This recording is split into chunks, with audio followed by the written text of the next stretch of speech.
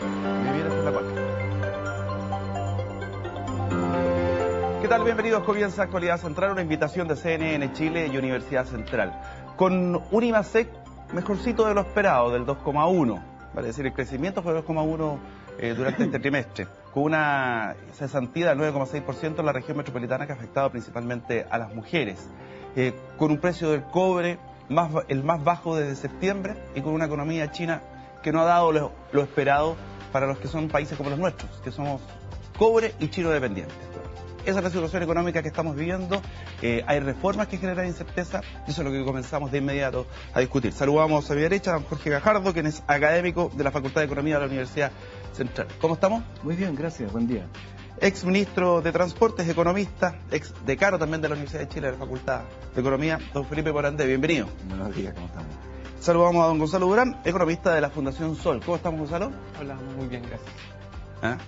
Antes de entrar en conversación, veamos una nota de contexto y comenzamos esta discusión abierta. Cifras contradictorias, como un buen IMASEC, el índice mensual de actividad económica de marzo, que sorprendió con un incremento del 2,1 frente al último trimestre con un débil 1,3, sumado a un aumento preocupante del desempleo, que llevaron en el mismo mes a un 9,4% promedio y en las mujeres un 11,1%, alertaron a autoridades y a la ciudadanía al conocer que la economía estaba entrando en una espiral reactiva y que la cesantía debiese aumentar en un futuro inmediato. Así lo ratificó el gerente general de Hayes Chile, Pedro Lacerda, quien señaló que la economía continuará en una contracción clara y que el desempleo aumentaría en los próximos meses. El subsecretario de Hacienda, Alejandro Mico, destacó que estos últimos números no eran buenas noticias y que el gobierno no esperaba este salto, y señaló que el contexto internacional explicaba en gran parte la desaceleración de la economía chilena, pero reconoció que las reformas del gobierno podrían estar influyendo por la inquietud que generan al comienzo. Algo poco habitual en el gobierno, pero común en los empresarios que responsabilizan la baja del crecimiento y el aumento del desempleo a las reformas emprendidas por el Ejecutivo. En el caso del IMASEC, el propio ministro de Hacienda, Rodrigo Valdés, reconoció que eran índices alentadores, pero que no se podía concluir que había un cambio de ciclo y por lo tanto no había que sobrereaccionar frente a este resultado. Todavía no se inicia un periodo de recuperación en la economía, advirtió Valdés. Algunos analistas han señalado desde otra perspectiva que, salvo honrosas excepciones, la mayoría de los dirigentes de los empresarios son personas extremadamente conservadoras y con aversión a lo distinto. Así podríamos entender el impacto que tuvieron los dichos de Hernán Vigi de falta de certeza jurídica como una de las razones para abandonar el país, expresión que muchos empresarios hacen suyas para explicarse lo que está sucediendo. También se cuestiona la torpeza del actual gobierno y la ausencia de un diseño de gestión política para llevar adelante sus reformas. La evaluación sobre la situación, ya sea porque se considere que estamos entrando en un periodo de contracción estructural o es un ciclo pasajero, que las reformas son responsables o la solución para avanzar hacia un país más inclusivo será decisiva en las iniciativas que se asuman tanto desde el gobierno como de los empresarios para impulsar la productividad y el crecimiento. De este tema conversaremos en esta discusión abierta. ¿Qué pasa con la economía chilena? ¿Hacia dónde vamos? Discusión abierta que ya comienza y de inmediato. ¿Estamos ante una situación estructural o netamente coyuntural? ¿Quién quiere partir? ¿Felipe? Yo creo que tiene un poco de los dos, en el sentido de que estamos ahora en una fase del ciclo baja, producida básicamente por la caída del precio del cobre, desde niveles muy elevados que tenía hace 3 años atrás, a los actuales que están algo arriba de 2%, de 2 centavos de dólar la libra. Y enseguida hay también una caída en el crecimiento de largo plazo, probablemente, toda vez que ha caído la inversión en forma dramática, en forma consistente además, en los últimos 2 años, y eso ciertamente afecta en la potencialidad de crecimiento que tiene la economía. Entonces, cuando uno dice esto es cíclico o es estructural, uno dice un poco los dos. Cíclico porque estamos en 2 y estructural porque difícilmente en un plazo de 2-3 años vamos a poder volver a una cifra en torno a 3%, con suerte. O sea, va a ser una dura prolongación de un par de años que vamos a estar con este crecimiento de 1,5, como dice el Fondo Monetario Internacional. Yo tengo la impresión, y ojalá me equivoque, que no vamos a salir de este crecimiento mediocre, de este virtual estancamiento de la economía, sino hasta que suba de nuevo el precio del cobre, que fue por lo demás lo que pasó a comienzos del gobierno de Lagos, que también había un clima un poco enrarecido respecto de los negocios, respecto de la certeza jurídica de que venía hacia adelante con un gobierno que también trae un programa de reforma y un precio del cobre que también estaba bajo. Entonces, el crecimiento en aquella época, 2001, 2002, 2003, fue en torno a 2, igual que ahora. Y solo se vino a recuperar hacia el 2003, 2004, 2004-2005, cuando el precio del cobre subió. Y eso fue lo que le entregó Lagos a Bachelet, una economía que estaba creciendo bastante más que en su periodo al comienzo, pero sobre la base de una mejora bien importante en los términos de intercambio. Por tanto, yo creo que no vamos a ver un aumento importante acá en el crecimiento en Chile, sino hasta que se recupere el precio del cobre. Jorge, ¿situación estructural o netamente cíclica? Yo comparto en realidad que tiene de ambas, sin duda alguna, y además cuesta, en el fondo, desde el punto de vista conceptual, debo distinguir una de otra, porque lo general siempre está en lo particular, es decir, siempre estamos en una cosa coyuntural. No obstante, claro, eso puede ser visto desde otra óptica, como una lógica de más largo plazo, pero lo que me parece relevante es que lo que nos dice Felipe, que yo comparto, que crezca más Chile o que crezca menos Chile, en realidad tiene un vínculo muy grande con el tema cobre, y eso nos debería, ¿no es cierto?, llamar la atención para poder poner en tela de juicio también nuestro modelo económico, es decir, qué tipo de Chile estamos construyendo. Hasta dónde, digamos, nuestra base, ¿no es cierto?, exportadora es la que tira todo el carro de la economía. ¿Quiénes son los que exportan? ¿Dónde están? Fíjate que son muy poquitas grandes firmas. Pero dime una cosa, el gobierno no ha puesto el acento en el crecimiento. Y no ha habido ninguna medida, a excepción de esta especie de sociedad anónima que... La infraestructura, donde no sé, se planea invertir 9.000 millones de dólares. No sé, mira, yo siento en realidad que esos juicios como esos son un poquito, digamos... son un poco simplistas cuando se dice, digamos, de manera tan reiterada que este gobierno no pone el énfasis en esto, no pone... Yo creo que para los gobiernos es importante que haya crecimiento, y yo creo que cabe la pregunta, ¿por qué es importante que haya crecimiento?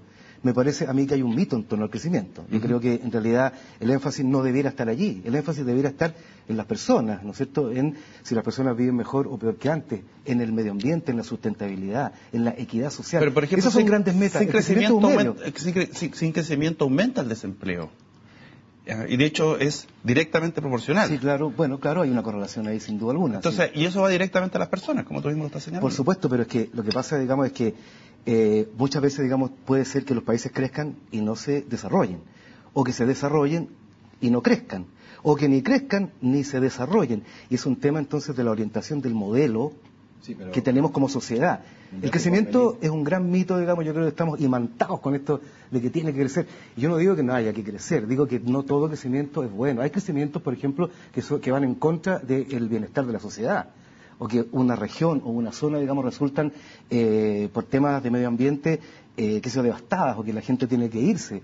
Entonces digo, cuidado con el tema del crecimiento. Fíjate que el propio The Economist señaló hace pocos días, ¿no es cierto?, que deberíamos mirar mucho más nuestros índices y nuestros indicadores, porque muchas veces no dicen lo que se supone que dicen. Entonces estamos todos, digamos, focalizados en que si no hay crecimiento, entonces tampoco habría desarrollo. Es un mito. Bueno, es muy fácil decirlo desde Inglaterra, donde está The Economist, donde el ingreso per cápita está en torno a $40.000. O sea, ellos recorrieron todo un camino para llegar a un nivel de ingresos para cada persona bastante más elevado que el nuestro, el doble. Por tanto, decir que en Chile el crecimiento no importa y lo que importa es una sociedad desarrollada parece lógico, pero ciertamente que no podemos aspirar a ser una sociedad plenamente desarrollada, plenamente integral, si es que no tenemos antes un aumento importante en la base de ingresos de las personas. El aumento, por otro lado, del bienestar de la gente entre el año 90 y ahora ha sido impresionante en Chile. Eso lo atestiguan, ¿no es cierto?, la cantidad, y voy a decir un poco, me van a decir que puedo ser un poco cosista, pero la cantidad de automóviles que hay, el acceso a los bienes durables, como los electrodomésticos, los televisores, el acceso de los jóvenes de clase media y algo menos a la universidad, a la educación superior. En fin, hay un ambiente de mucho mejor, digamos, hoy día Chile es mucho más próspero y rico de lo que era hace 25 o 30 años atrás. Eso es innegable. Sí. A ver, yo creo que efectivamente no cabe duda que el crecimiento es necesario. Ahora, lo interesante es preguntarse qué tipo de crecimiento económico, porque en los últimos 25 años de término de la dictadura, posiblemente lo que estamos viendo ahora es el ciclo de 2 años, el de menor crecimiento dentro de todo este periodo. Estamos hablando de una especie de estancamiento secular. Y lo que pasó con China, de algún modo, nos desnuda el modelo que hemos estado ocupando. Un modelo en base a un crecimiento, por ejemplo, con colusión de empresas, un modelo que crece a través de paraísos fiscales, un modelo económico que crece con daños medioambientales. ¿Cuál sería para ti el crecimiento adecuado que debería tener Chile? Porque no creo que mezclemos las cosas, porque si tú me dices, mira, un modelo que tiene todos estos defectos, está bien, si no es perfecto. Y sería ideal un modelo de sociedad en el cual no se cometieran delitos de ningún tipo. Pero ¿cuál es el tipo de crecimiento? O sea, ¿cómo hacemos que este país, en primera instancia, aumente sus ingresos y después vamos a la otra parte? Lo principal tiene que ver, a mi modo de ver, con elementos distributivos, porque cuando Felipe menciona que efectivamente se ven más autos, se ve más consumo, estamos hablando que ese consumo se sostiene fundamentalmente a través del endeudamiento. En Chile hay más de 4 millones de morosos que no pueden pagar las deudas. Y la mitad de los trabajadores en Chile, de acuerdo a los datos oficiales, ganan menos de 305.000 pesos líquidos. Entonces, cuando hablamos de crecimiento con deuda, es muy distinto a hablar de un crecimiento sostenido de manera autónoma, ¿no es cierto?, con fruto de lo que uno aporta por el trabajo que hace. Para un país de $24.000 per cápita, tener un salario mínimo de 250.000 pesos brutos y 200.000 pesos líquidos, tampoco nos puede hacer que tengamos un crecimiento sostenible. No podemos pensar en un crecimiento sostenible con esos niveles de ingresos. Entonces, sin duda que el tema de la distribución de ingresos es clave. Y ahí el espacio, por ejemplo, de las relaciones colectivas, los sindicatos, la negociación colectiva tiene un rol ineludible. Entonces, ¿tú impedirías el acceso al endeudamiento de las personas? O sea, ¿no te gusta que te compren un televisor plasma de 50 pulgadas o un automóvil? Yo no he dicho que impiamos el endeudamiento, no he dicho que impiamos el endeudamiento, he dicho que más bien el tema de la demanda agregada, si tú quieres, se debería sostener en base a salarios, no en base a deuda. Porque finalmente, si no, estás generando una especie de burbuja que en el largo plazo no se sostiene. Entonces, ese es el gran drama de Chile, que el 70% de los trabajadores, 7 de cada 10, gana menos de 450.000 pesos líquidos. Está bien, pero eso no significa que no tengan el derecho a acceder a bienes de todo tipo endeudándose. Al revés, el acceso al crédito es una de las virtudes que tiene el modelo. Si la gente termina endeudándose en demasía, cosa que hay que definir qué significa, bueno, hay que verlo. Pero no es el caso de Chile. No es el caso de Chile. En cifras agregadas, en Chile no hay sobreendeudamiento. Pero, ¿sabes? En el caso de los hogares, de acuerdo al Banco Central, el 73% de los hogares están endeudados. Sí. Hablamos de que hay más de 11 millones de personas endeudadas. 100%. ¿Y qué pasa con el endeudamiento? No es tan solo una visión económica, sino también tiene repercusiones sociales, sociológicas. El endeudamiento tiene un rol disciplinador. Cuando una persona está endeudada no tiene ciertas libertades, no tiene participación en la sociedad, en la construcción, ¿no es cierto?, por aspectos comunes de la vida. Entonces tú dime a quién dejamos sin televisor y sin auto. No, es que al final depende... Eso es lo que dices tú, es lo necesario para construir una cosa, ¿no ha sido el endeudamiento parte del desarrollo o del bienestar de las clases medias? No, yo creo en realidad que el crédito es una cosa imprescindible. El tema es que cuando tenemos una sociedad como la nuestra organizada en torno al consumo, con una distribución de la renta tan desigual, me parece, digamos, que uno debiera preocuparse respecto de cómo la gente financia un mínimo estándar de vida. Por ejemplo, hasta hace muy poquitos años y hoy día todavía, vamos a ver qué pasa, las personas, por ejemplo, de clase media y media baja, se endeudaban prácticamente en el monto de una casa solamente para la educación de sus hijos. Eso es absolutamente anormal y regresivo. Entonces yo creo que eso es lo que nos comenta nuestro colega, digamos, yo estoy de acuerdo, pero por supuesto que no se trata de que la gente no pueda libremente, estoy de acuerdo contigo, si quiere comprarse un auto, bueno, tiene que tener crédito, porque si el auto cuesta 10 millones y gana 2 o gana 500 lucas, obviamente que no puede hacerlo. Ahora la pregunta, ¿cuánto del ambiente interno? Porque esta discusión, la pregunta que voy a hacer es la menos genial de todas. ¿Cuánto incide el ambiente externo y el ambiente interno? Y me preocupa principalmente el ambiente interno, porque es, por último, del que de mejor manera podemos opinar, porque estamos aquí insertos en esta sociedad chilena. Por ejemplo, el proceso de reforma, ¿genera incertidumbre o tiene efecto cero? Bueno, yo creo que sí genera, digamos, incertidumbre, y creo que puede tener marginalmente, digamos, algún impacto de corto plazo, pero me parece que mucho más en términos, por ejemplo, de postergar alguna inversión, pero no de no hacer una inversión, porque Chile sigue siendo digamos, una muy buena plaza para la inversión, tiene una calificación de riesgo muy buena, qué sé yo, no creo que eso sea muy sustantivo. Lo que pasa es que las reformas se han alargado mucho. No, pero está bien, pero es que los países, digamos, tienen que hacer cambios todo el rato, porque la democracia es así, digamos, porque las cosas cambian, y a mí lo que me parece es que de fondo aquí hay un poquito de histeria en términos de que se confunde quienes están en contra de la reforma con este ánimo, digamos, de de plantear que porque hay reformas entonces el país no crece y por lo tanto vamos a ser todos pobres, yo creo que hay un poquito de histeria política en eso, me parece a mí. ¿Hay histeria política?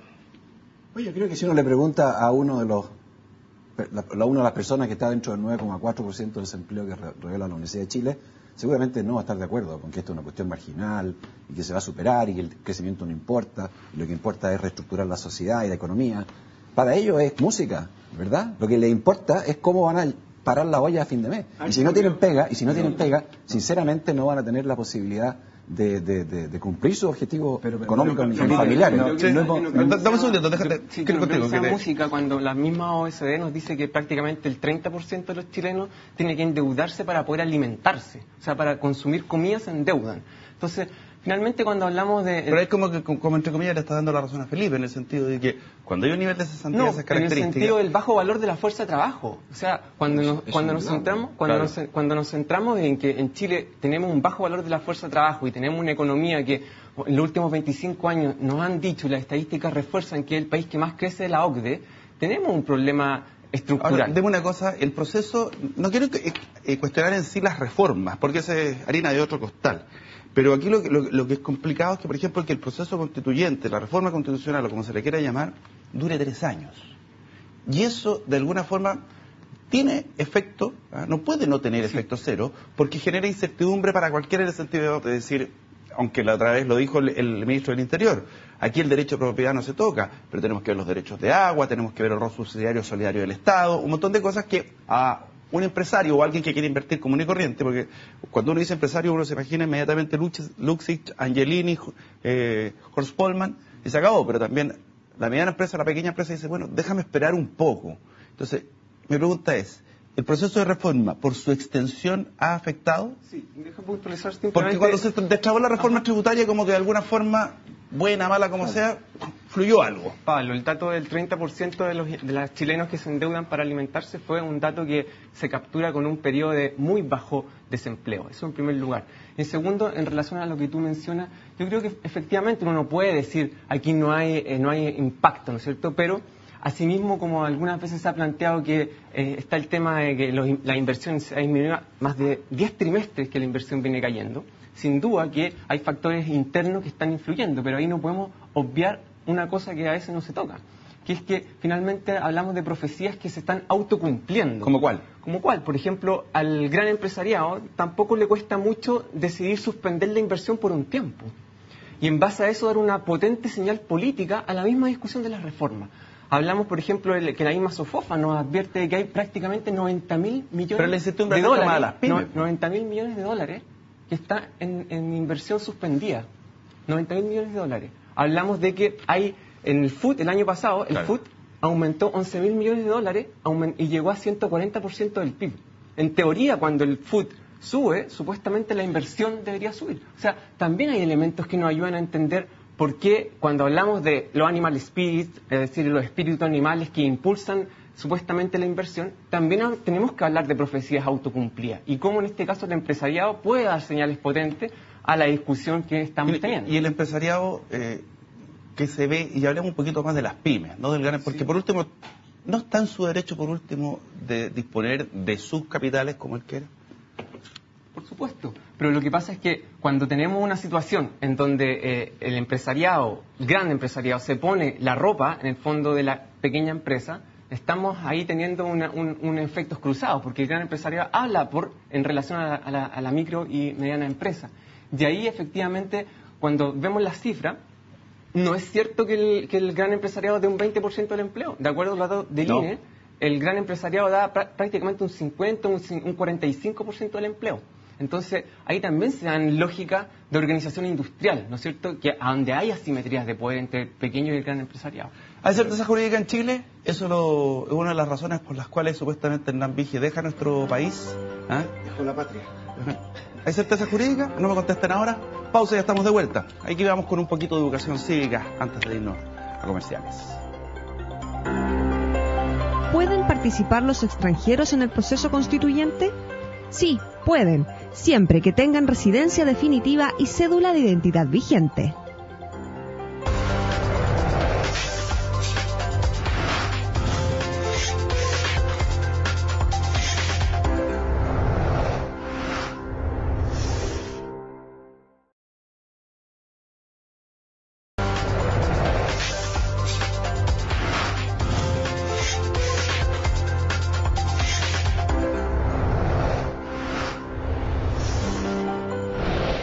Situación económica en Chile, economía, el tema de ahora. ¿Hay certeza jurídica en Chile? Es una pregunta rara para Chile, porque en términos comparativos, digamos, en Chile hay certeza jurídica respecto de todo el resto de los países que están cerca, ¿no? Me parece a mí que... Yo creo que también allí hay un poquito de exageración, porque hay miedo a los cambios, y hay miedo a los cambios porque estamos en un modelo económico que en realidad tiene en la Constitución misma,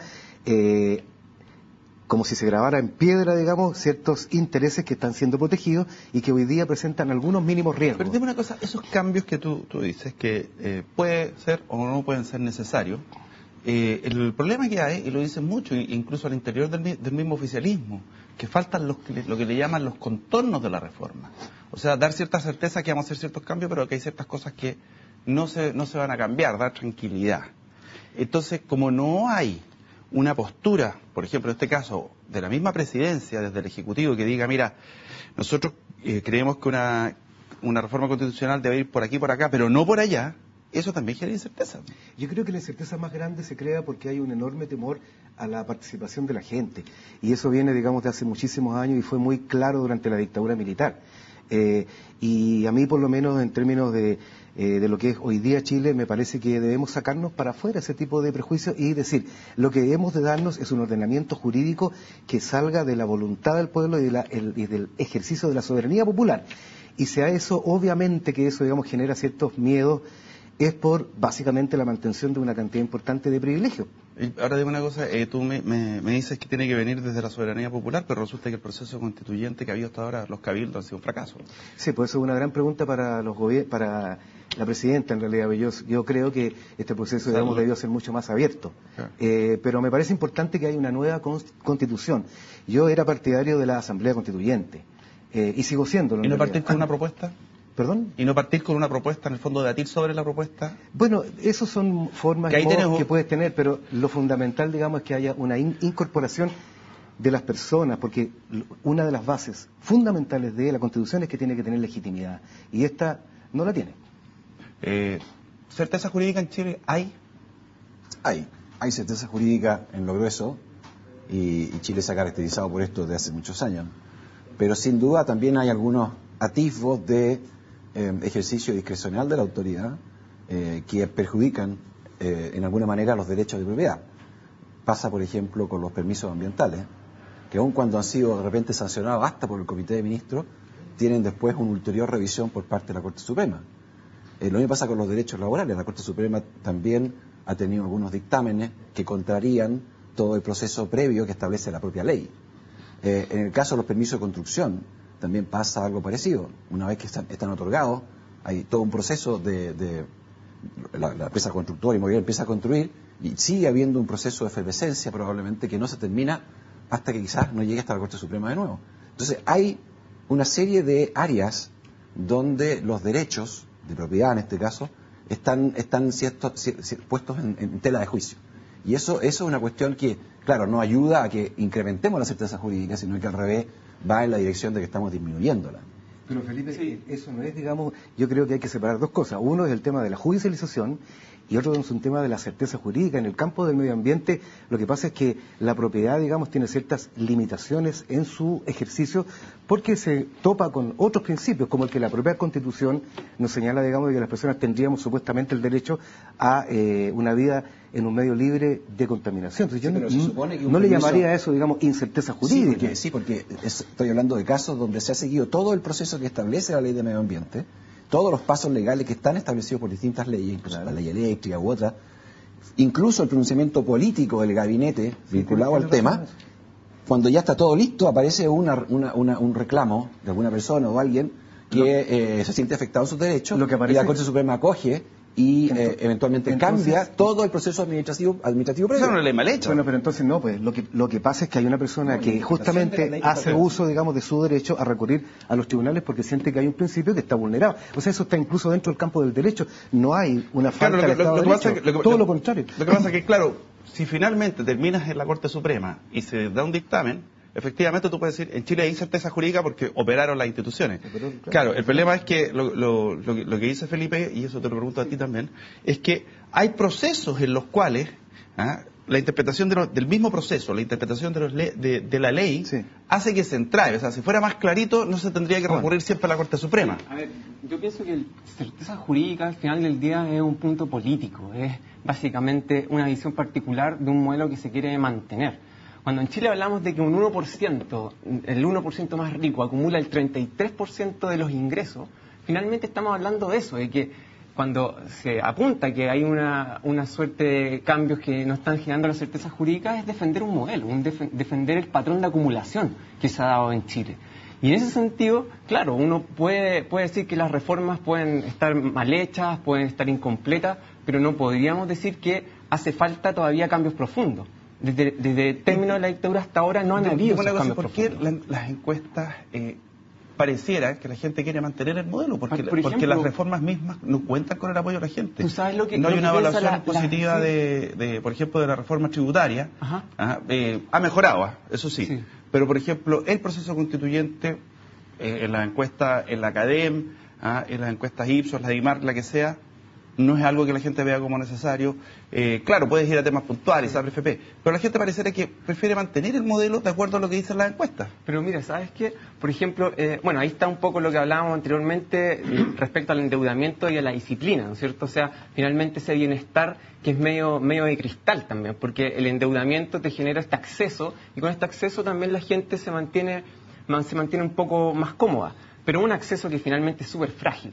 En relación, por ejemplo, a la AFP, hablamos que la misma encuesta que hace la Comisión nos advierte que más de un 70% está por un cambio radical al sistema de AFP, que hoy en día prácticamente el 90% de las pensiones de vejez, retiro programado, las que pagan la AFP son menores de 150.000 pesos, menores del 63%. ¿Pero Chile tiene certeza jurídica o no? No me respondió eso. No, yo dije que Chile es finalmente una cuestión política. Efectivamente, acá los que dicen que no hay certeza jurídica es porque se están haciendo ciertos cambios y lo que buscan es mantener los patrones de acumulación. Pero el caso de Gonzalo yo creo que es como el cuento de los fenicios.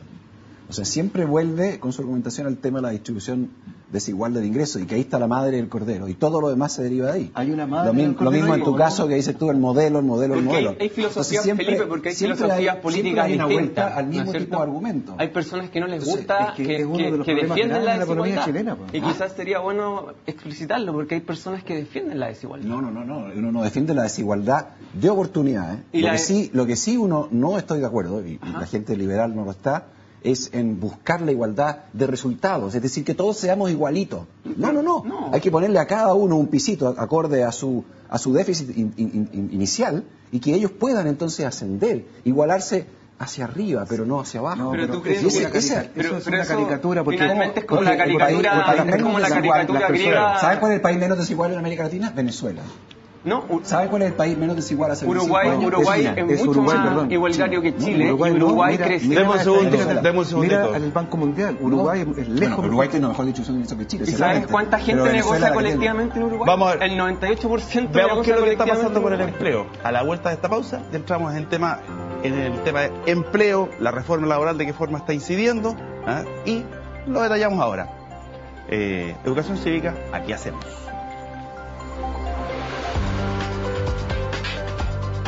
¿Cuál es el objetivo de los encuentros locales y cabildos? Recoger las voces que conforman la diversidad de nuestro país.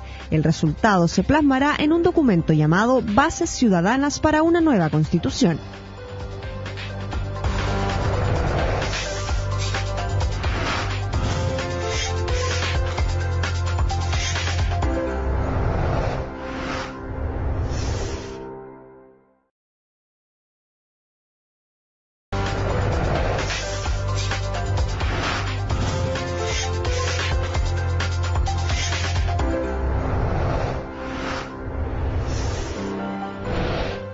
Bien, estamos de vuelta en esta discusión abierta.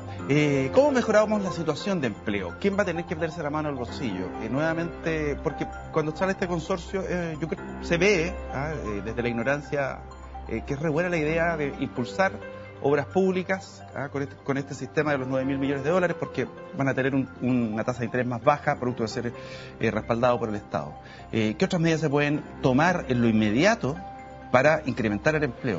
Y la pregunta, antes de esa, más básica: ¿quién es un cesante en Chile?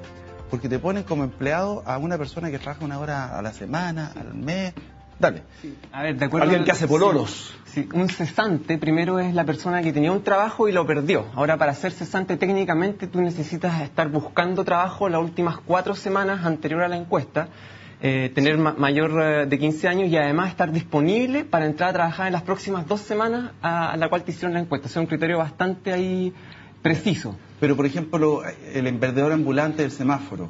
Él si es que trabaja más de 1 hora y recibe dinero o algo a cambio por ese trabajo, es considerado un ocupado de acuerdo al criterio, no tan solo en Chile, sino de acuerdo al criterio que establece la OIT. Por eso que el punto fundamental en este análisis de empleo es ver qué tipo de calidad de empleo se está creando. Porque no es lo mismo antes cuando podíamos decir una persona que trabaja 10 horas versus ahora que trabaja 1.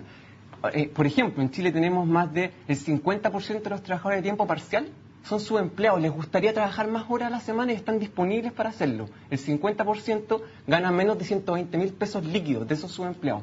Tenemos 1 millón de trabajadores que son asalariados, pero no tienen contrato de trabajo escrito. 1 millón de trabajadores reciben órdenes, cumplen horarios, pero no tienen contrato de trabajo Entre escrito. ellos los trabajadores del Estado. Entre ellos los trabajadores del Estado, algunos de los cuales tienen que boletear. El peor empleador de Chile. Exactamente. El Estado. Pero medidas, lo inmediato, lo concreto. Felipe, tú fuiste ministro. ¿Qué medidas se pueden tomar dentro de lo que son las atribuciones del Poder Ejecutivo para hacerlo rápido y lo que pasa por el Congreso pasará por el Congreso, que es más lento? Sí. Bueno, no recomendaría usar el Transantiago para aumentar el empleo. Claro, pero no cabe. Pero sí creo yo que el plan de infraestructura va en la dirección correcta, con la, ¿no es cierto?, cautela de que no se gaste inversión a tonta y a loca. Eso lo advertía el otro día un economista catalán muy conocido que se llama Javier Sala y Martín. Eso es un buen proyecto, una buena idea. Y en segundo lugar, si es que la situación del empleo sigue deteriorándose, yo creo que vamos a tener que ver al gobierno tomando decisiones respecto a si hacer contrataciones directas, a través de las municipalidades, por ejemplo, o dar subsidio a la contratación. Es decir, que a los empleadores les cueste menos contratar a una persona desempleada porque el Estado pone un subsidio. Las dos medidas tienen su beneficio y sus defectos, pero es el tipo de decisión que tendríamos que ver. ¿Aumenta el desempleo en los próximos meses? Sí, sin Jorge. duda. Yo también creo, yo creo en realidad, tal como lo señalábamos en otro panel hace un tiempo atrás, que acá para lo coyuntural es importante, digamos, que la política fiscal y monetaria tengan un sesgo de expansividad que no han tenido. Al revés, la tasa de interés el año pasado, digamos, empezó a incrementarse y el gasto público nos dieron 10 o 12 señales de que tenía que ser muy austero, etcétera.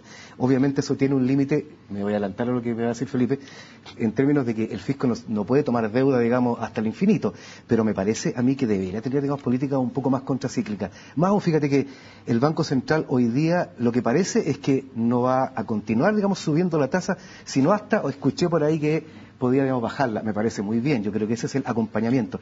Pero quiero señalar algo, y yo creo que uno de los temas de largo plazo, de los temas estructurales de Chile, es la distribución de la renta.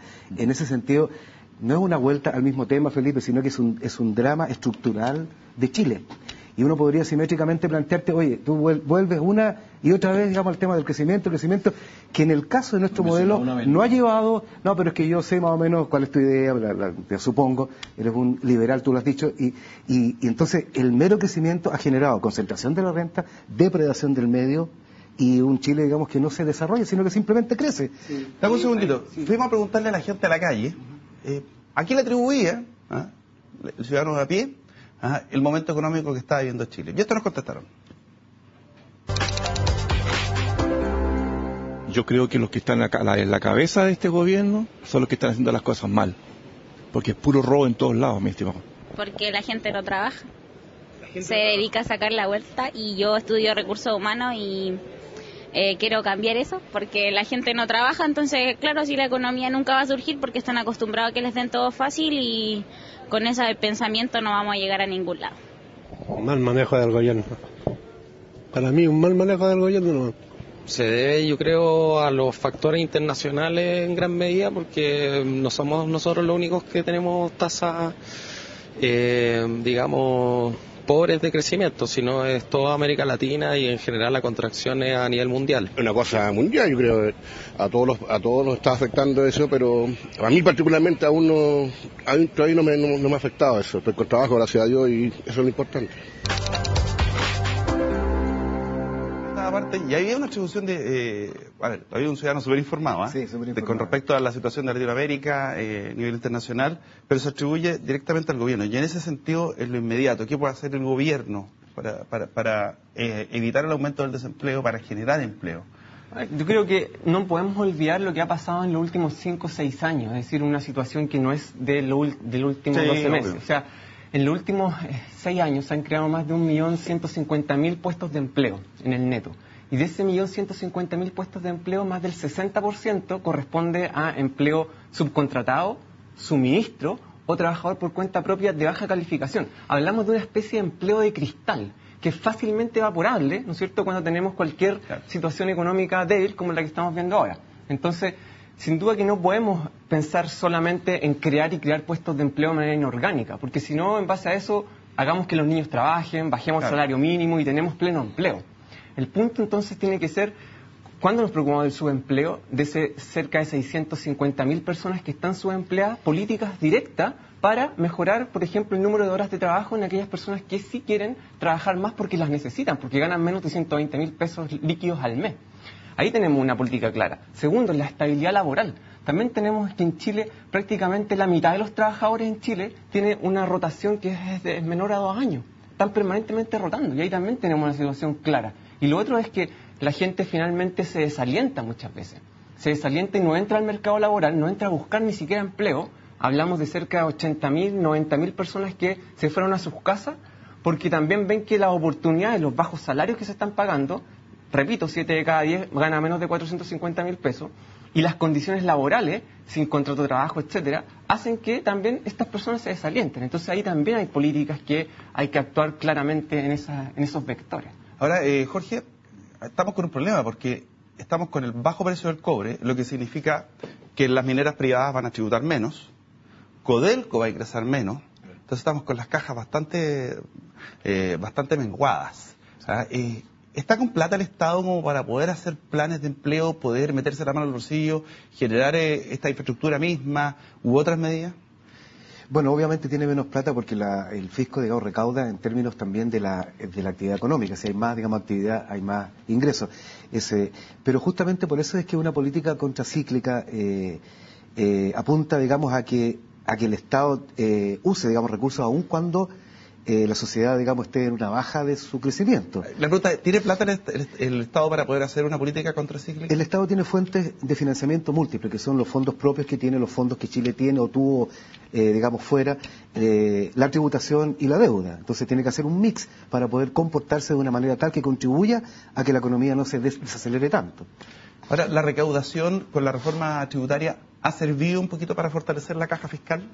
Bueno, sin duda, porque el año pasado tuvimos, bueno, se supo ahora, tuvimos una recaudación fiscal mayor a la que se esperaba, no obstante la desaceleración económica, no obstante la caída del precio del cobre, por esta política del perdonazo a quienes tenían sus platas afuera, si es que las declaraban, estaban entonces de alguna forma blanqueados esos capitales. Y eso significó un ingreso bien importante, sobre $1.000 millones en el año tributario. Por tanto, eso ayudó mucho a que la caja fuera mejor. Pero claramente eso no va a estar presente este año y claramente también tenemos una economía que no vuelve a crecer y tenemos un precio del cobre que no vuelve tampoco a recuperarse. Entonces las perspectivas de la caja fiscal hacia adelante no son buenas. Y en eso está muy consciente el ministro de Hacienda y es por eso que ha puesto un poco el pie en el freno para conseguir que las cuentas públicas no se desborden. Yo leí ayer un informe de un banco de inversión donde se hablaba de la probabilidad de que si las cuentas públicas siguen deteriorándose en Chile, ¿cuál es la probabilidad de que el Estado de Chile tuviese una reducción en su rating de crédito, en su calificación crediticia? Claro. Que hoy día es muy buena. Y la probabilidad la cifraba en más de un 50%, si es que no había un cambio muy importante. Ahora, es verdad lo que se dice acá en el sentido de que si la economía no crece, la situación se hace peor, y por tanto, un Estado que se aleja, le pasó a lo europeo a comienzos de esta década, ¿no es cierto?, quisieron recomponer la caja fiscal, disminuyeron el gasto por presiones de los mercados internacionales, del Fondo Monetario, hicieron esa pega y se les vino abajo la actividad económica. Y tuvieron que recular, como se dice, ¿no es cierto?, y cambiar un poco las prioridades. Yo creo que ahí hay un manejo bastante fino que tiene que hacer el ministro de Hacienda para no pasarse ni en un sentido ni en otro. Sí, bueno, en base a lo que tú preguntas, efectivamente hay también recursos que a veces no se habla. Por ejemplo, lo que pasa con los fondos soberanos en el exterior, más de 20.000 millones de dólares. Hay algunas estimaciones que hablan de más de 20.000. También tenemos lo que pasa con el fondo... 20.000 en este contexto, lo que pasa con el fondo de reserva de pensiones, 8.500 millones de dólares. O sea, esa plata no se va a tocar. Lo que pasa con la ley de reserva del cobre. O sea, hay dinero que efectivamente se podría ocupar en este caso para hacer las políticas activas del mercado del trabajo de las cuales se están hablando, como planes de empleo o empleo público, contratación directa. Ni hablé de la ley reservada del cobre, que eso da como para 14 programas. No es la caja chica de las Fuerzas Armadas, tiene que parecer que fuera la caja de Pandora. La iniciativa del ministro Valdés, ¿cómo las evalúa, las que ha ido tomando? ¿Qué es lo que ha propuesto diferente que de alguna manera nos llame la atención? A mí me llamó profundamente la atención cuando llegó del verano y nos dijo que iba a haber, digamos, un pequeño, que había que ponerse, digamos, cinturón, un hoyito más, digamos, apretado, lo cual a mí me pareció, como señalaba hace un rato, fuera de foco, pero bueno, es una manera de entender el rol. Él en realidad lo que hizo fue mostrar que la austeridad era importante como símbolo, pero a mí me parece que la política iba para el otro lado, que debiéramos tener, digamos, un gasto fiscal un poco más alto para contribuir, digamos, para que no haya contracción. No hay contracción en realidad, lo que hay es un crecimiento mucho menor. Y cuando la economía crece, igual tenemos mayor recaudación, digamos, tributaria. Pero la pregunta es cuál es el rol de la política fiscal en todo esto.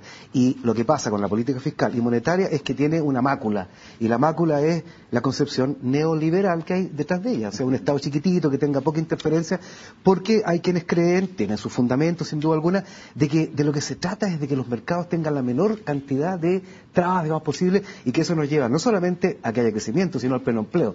Lo cual yo creo que es un error. Aquí hay desempleo estructural y no hay una política de largo plazo. Fíjate que había por ahí leí, digamos, que un economista mencionaba una talla que era muy común, digamos, en la escuela de Chicago en los 70. Decía, los coreanos producen, digamos, hierro de muy buena calidad y lo transforman en acero de segunda calidad y venden autos de tercera. No van a poder tener nunca una industria automotriz. Hoy día, digamos, ustedes ven que la Hyundai es lo que es, pues. Entonces yo digo, una política industrial de largo plazo es una faltante, digamos, muy grave en este modelo que se basa solamente en las ventajas comparativas con el saldo que hemos visto en términos del medio ambiente. Una de las cosas que se ha criticado justamente a nuestro modelo de crecimiento ha sido que no hemos podido dar el paso en ciertas industrias, como por ejemplo la industria del cobre, la minería en general, pasar del commodity al valor. ¿Es el momento de buscar una fórmula de darle valor agregado a nuestros commodities? Sí, o sea, sin duda. Por ejemplo, pensemos en una de las mineras más importantes en Chile, la minería privada, Minera Escondida. Hablamos de que en los últimos 10 años, la rentabilidad sobre el patrimonio que obtuvo promedio esa minera escondida no bajó del 85%. Rentabilidad sobre el patrimonio. O sea, en términos de alguien que, como Felipe seguramente, que conoce el ambiente de las empresas, esa rentabilidad es algo totalmente excepcional. O sea, se ha basado también en factores de competitividad fácil, como en lo que tú mencionabas de una falta de estrategia de darle mayor valor agregado. Es decir, aquí básicamente sacamos el mineral y lo exportamos y que en otras partes del mundo se les dé el valor agregado. Y ahí, evidentemente, hay políticas que deberían reconducir una estrategia en donde hubiera más industrialización, más investigación en ciencia, tecnología y dotarnos, ¿cierto?, a la industria minera de que pueda tener un trabajo productivo como muchas otras. Déjeme ir a una pausa y a la vuelta entramos en ese tema de cómo de alguna forma buscamos crecimiento más allá de solamente el commodity para no ser tan cobre dependiente y de alguna forma la incidencia de China en todo esto, porque el mundo está tan chino dependiente. Para ver si didácticamente ahí le explicamos a la gente.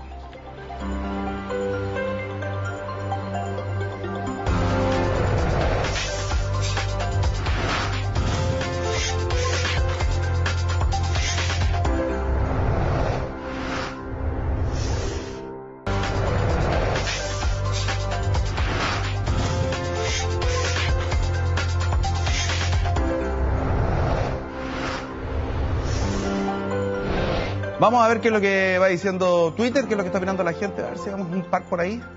Dice lo siguiente, Pamela Patricia 64, los trabajadores no tenemos ninguna capacidad de desarrollo con la desigualdad de sueldos. Eso dice Pamela. Y otro Twitter dice, Vivian Grossman, peras con manzanas, crecer no implica robar o contaminar, es tener fuentes de trabajo y que la gente viva mejor. Claro, una cosa es crecer, otra cosa es que hay que saber crecer, como todo en la vida. Hay árboles que crecen derechitos y otros que crecen chuecos, y ahí lo tenemos que ir viendo. Es el momento de industrializar. ¿Podemos hacer algo en ese sentido? Estamos muy corto de plata y hay que un poquito profundizar el modelo productivo que tenemos en estos momentos. ¿Cómo lo ven ustedes en lo inmediato? Lo que yo creo que no hay que hacer, porque ha sido, digamos, bastante funesto, es tener solamente una visión de que las ventajas comparativas, sobre todo, digamos, naturales, son el eje, digamos, de nuestro crecimiento. Por eso te pregunto, ¿tenemos una fórmula de crear mano de obra o es mejor en este momento parar la olla y salir a vender lo que podamos? Bueno, vender lo que uno puede siempre está muy bien para el corto plazo, pero es a la vez una condena, digamos, y una buena cosa, porque, por ejemplo, ponte tú esto típico, ¿no es cierto?, el ejemplo de la cañería de cobre. Claro, o que tú, digamos, vendes cobre, entonces como te va tan bien, el tipo de cambio cae y te mejoras todo, digamos, el sector exportador. Sí. Para el corto plazo, bueno, hay que hacer las cosas que hay que hacer, digamos, porque si no, no comes, qué sé yo. Pero para el largo plazo hay que tener una visión de país, pero yo vuelvo otra vez, digamos, digo, ¿hasta qué punto podemos, yo creo que hoy día no podemos, diseñar un modelo de desarrollo acorde a lo que podemos ser no hoy, sino que en 10 o 15 o 20 años más, y que eso, digamos, tenga que ver con la realidad de las regiones y con lo que la gente quiere respecto a su propio país? No tenemos por qué estar entregados solo a las lógicas de que es el comercio mundial, que cada vez, digamos, es más duro, pesan más los que son más fuertes y en donde los mercados, digamos, financieros y la especulación han tomado un rol protagónico. Te pregunto lo mismo, ¿es el momento de buscar fórmulas de industrializar, de generar mano de obra o apretar los dientes nomás y tratar de conseguir recursos de diferentes maneras que no sea justamente esa? Creo que hay un punto que se suele olvidar en esta discusión, más allá de si es o no prudente tener clústeres apoyados por el Estado o simplemente dejar que la actividad privada fluya, y que es la capacitación. Es decir, ¿cómo hacemos para que nuestra gente, la gente que está hoy día trabajando, pueda aumentar su productividad? Y puede aumentar su productividad, bueno, naturalmente si hay que más máquinas, porque va a conseguir mejores resultados con la misma cantidad de gente. Pero también es muy importante que esa persona tenga un acervo de habilidades que le permita desarrollarse por su cuenta también y ver que en el mercado al final le van a pagar mejor que lo que pagan hoy día por su trabajo. Y yo creo que ese punto, el de la capacitación, es siempre bien olvidado. No en el discurso, porque no hay nadie que diga que la capacitación no es importante, sino que en la práctica. ¿Cuántas lucas pone el Estado en capacitación? Re poco. ¿Qué modelos tiene de capacitación? Re malos, ¿verdad? Entonces al final terminamos con el mismo resultado 10 años después que cuando empezó el programa. Esto que se dice que una parte importante de la población, casi el 50%, es analfabeto digital, no sabe leer un manual, no sabe entender lo que está leyendo, es una cuestión muy seria. Entonces, si no atacamos ese problema, la verdad es que no vamos a hacer mucho más. ¿Por qué no se vienen más empresas tecnológicas a Chile? Porque no hay suficientes ingenieros, porque no hay suficientes científicos, porque no hay suficientes técnicos en las áreas donde estos proyectos tecnológicos pueden desarrollarse. Sí, ese es el problema. Yo pienso que es un poco las dos cosas, o sea, de lo que han dicho los dos panelistas. Finalmente, la capacitación obviamente que se necesita, pero no podemos dejar de lado, por ejemplo, poner al trabajo también al centro de la estrategia o de la visión país que nosotros estamos viendo. Pensemos lo que pasa en países donde la industrialización y donde el crecimiento económico también se potencia desde un crecimiento desde adentro, no tan solo financiado o que depende de los factores externos, un financiamiento industrial desde adentro. Son países donde efectivamente tenemos negociación colectiva que es importante, es masiva. Hablemos con datos. En los 15 países más productivos del mundo existe negociación colectiva por rama de actividad económica. Y esos 15 países más productivos del mundo también son dentro de los 15 países más igualitarios. Y son también los países donde las tasas de ocupación son mayores al 70%. O sea, tampoco hablemos de que hay problemas de empleabilidad. Entonces también tenemos que poner en contexto lo que son las relaciones de poder. O sea, está bien la capacitación, pero si no hay un equilibrio entre las partes, esa capacitación se va a quedar ahí, sin mayores salarios y sin mayores condiciones bueno, para la los misma trabajadores. reforma educacional a los CFT y a los IP los dejaron debajo de la mesa de una manera preocupante. Se van a quedar CFT del Estado en lugares donde no está muy claro si van a tener incluso hasta los académicos y los estudiantes como para poder eso. Bueno, pero ese harina otro costal. Gonzalo, ahí tienes la cámara número 3. ¿Tú sabes lo que es la libertad de expresión? Sí. Aquí la puedes disfrutar por 30 segundos, no te pases los 30, por favor. Bueno, básicamente invitar a los que nos están viendo a que visiten la página web de la Fundación Sol, www.fundacionsol.cl, donde podrán ver nuestros estudios. Hay análisis de las cifras de empleo, de desigualdad, y un estudio muy importante que hemos sacado en la última semana sobre el endeudamiento de los jóvenes y la situación del CAE, y cómo ha sido el proceso de recompra por parte del Estado hacia lo que pasa con el endeudamiento y ha significado un negocio rotundo en el fondo para el negocio de la banca y en función al endeudamiento de los miles de jóvenes que hoy en día están en la educación superior. Felipe, la cámara 4, tuya 30 segundos, aquí hay libertad de expresión. Yo quiero hablarle a los empresarios grandes, medianos y pequeños y a toda la gente que está en el ámbito privado inmerso en esta situación de incertidumbre y de para dónde va el país, que los tiene hoy día, ¿no es cierto?, con proyectos de inversión detenidos, suspendidos o definitivamente eliminados de su cartera de proyectos. Quiero hablarles a ellos en el sentido de decir que si quieren que las cosas cambien, si quieren que vayamos para un país mejor, un país que de verdad camine hacia el desarrollo, tenemos que hacerlo comprometiéndonos con esa tarea, no yéndonos fuera del país, no sacándole el traste a la jeringa, no dejar que los demás hagan la pega y uno se queda comodito, ¿no es cierto?, en su casa o en su empresa. Eso no. Hay que trabajar para forzar el cambio, de manera que Chile de verdad pueda ser de nuevo un país próspero. Jorge, la cámara 2. Bueno, yo le plantearía a las personas, a los chilenos en realidad, que piensen un poquitito respecto de que es viable hacer con este país lo que queramos y que es una falacia, es una mentira que se nos ha de alguna manera inculcado culturalmente el hecho de que las cosas pasan por otro lado, de que no podemos tener, digamos, ninguna incidencia y nos hacen, digamos, que tengamos una vida enajenada, porque esto, digamos, cuando una persona dice los políticos son todos gente, no sé, corrupta, y hay muchos sin duda alguna, le deja a otros que construyan, digamos, el Chile del cual todos somos parte.